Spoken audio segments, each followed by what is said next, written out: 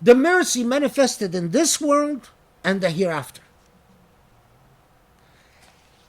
Now, how does that mercy manifest in this world and in the hereafter?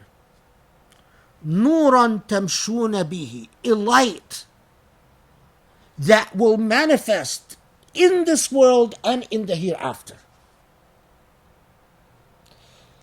This is when Surah Al-Hadid penetrates your heart, the state it leaves you in.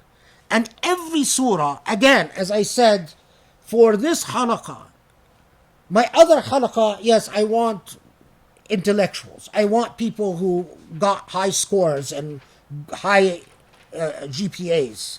For this halaqah, I don't care about your GPA. I don't care about your GRE. I don't care about your LSAT. I don't want your high scores. I would much rather have a pure heart than a smart person. Because the way that Surah Al-Hadid leaves you is, Allah, am I an iron human being? Am I balanced?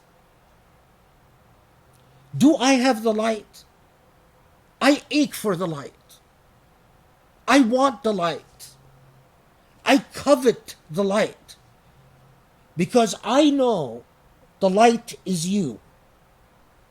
And this is the way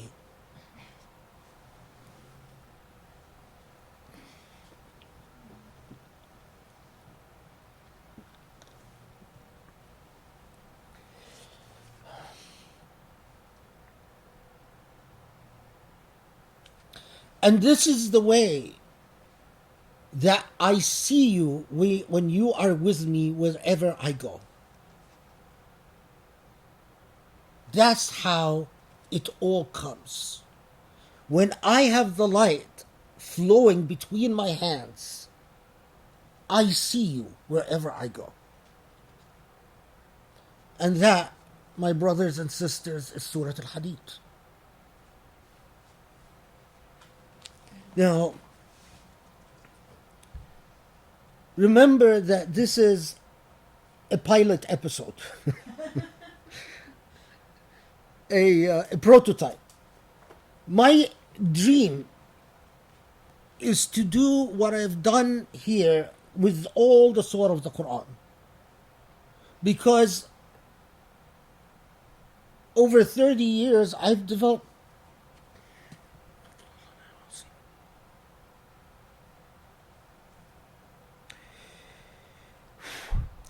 I've developed a relationship with each surah of the Quran. If this is not for you, absolutely. If this is not what your heart feels and this is not what your soul covets, go by all means. If this is something that you find meaningful and you want that type of relationship, and you are searching for a possible path, at least the path that I've carved, then I invite you to share it with me for whatever it's worth. My dream, because I do believe, and Allahu Alam, Allah knows best, but I do believe that this is, for instance, what Surah Al-Hadid is meant to convey. As far as I know, this is what the divine intent is. And Allah does what Allah wishes. My hope is to do it with the entire Quran, and my hope is to train a few people with the entire process of dhikr unfolding, so that they know the Quran in that type of intimate, personal relationship that they will never be able to undo once it becomes a part of your cellular structure.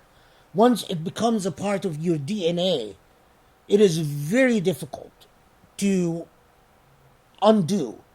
And, all the types of what used to be smart questions for me when I was 20 years old,